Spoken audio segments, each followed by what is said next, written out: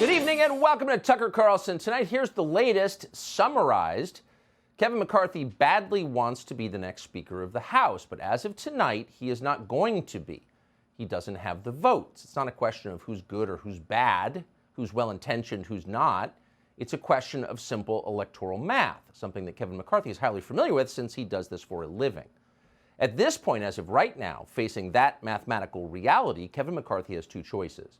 He can either step aside and let somebody else do the job, acknowledging in the process that he is not the only person in Congress capable of being Speaker, or he can try and win over the people who oppose him, as you traditionally do in elections.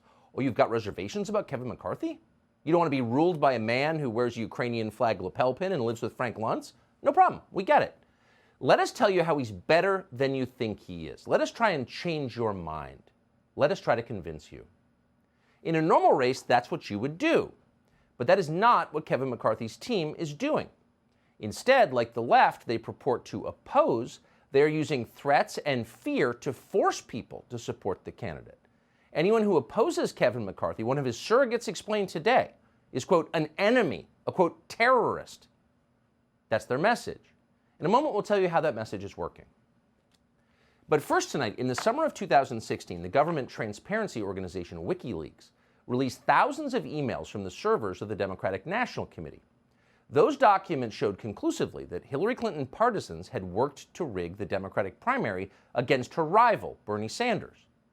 It was obvious from the start that that email dump had come from an internal source, probably from a DNC staffer who was offended by the corruption of the Clinton team. But of course, the Democratic Party couldn't admit that, too embarrassing, too revealing.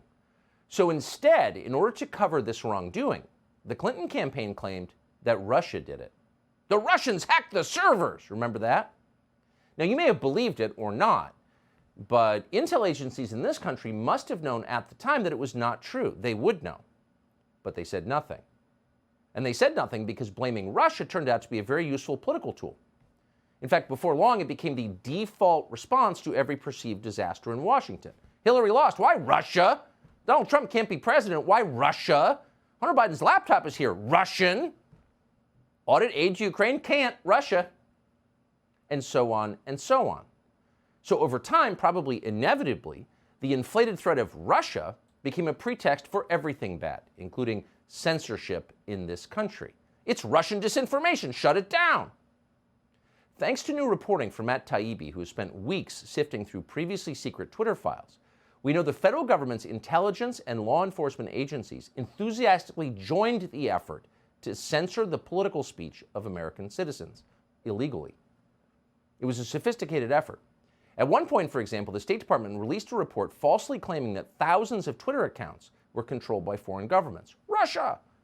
And then unnamed sources in the intel world leaked scary headlines about Russian disinformation running rampant on Twitter. Twitter deleted data potentially crucial to the Russia probes, screamed Politico, ever obedient to the intel agencies. And then the Washington Post published a piece threatening to increase regulation of Twitter's advertising because, of course, Russia. So it was a manufactured panic about Russia. But on the basis of that manufactured panic, lawmakers in Washington demanded more censorship. The issue is not that the companies before us today are taking too many posts down. The issue is that they're leaving too many dangerous posts up. In fact, they're amplifying harmful content so that it spreads like wildfire and torches our democracy. Oh, too much speaking. Your opinions are a threat to our, quote, democracy. That would be sitting United States Senator Ed Markey of Massachusetts. But almost nobody said anything because Russia. And so it accelerated. Not long after that tape was shot, in November of 2020, Congressman Adam Schiff of California, who was then the chairman of the House Intelligence Committee, demanded that Twitter censor any discussion about the House Intelligence Committee. Quote, suppress any and all search results about committee staff, a Schiff aide demanded of Twitter. Schiff was particularly furious that a journalist called Paul Sperry had reported on Schiff's connection to the CIA whistleblower behind Donald Trump's impeachment. So Schiff demanded that Twitter censor Sperry. Quote, suspend the many accounts, including Paul Sperry, commanded Schiff's office. This is illegal. It's openly unconstitutional. Government officials cannot suppress speech. That's the Bill of Rights. And even at Twitter, executives seem to understand that. No, this isn't feasible. We don't do this, replied one Twitter executive. But ultimately, however, they caved. In time, in fact, Paul Sperry was censored by Twitter, along with many thousands of others. Twitter had effectively become a government propaganda outlet. How that happened and the effect that it had on American electoral politics is one of the most important stories of our time. And as we said, we know about it because of Matt Taibbi, who has been at the center of it. Subscribe to the Fox News YouTube channel to catch our nightly opens, stories that are changing the world and changing your life. From Tucker Carlson Tonight.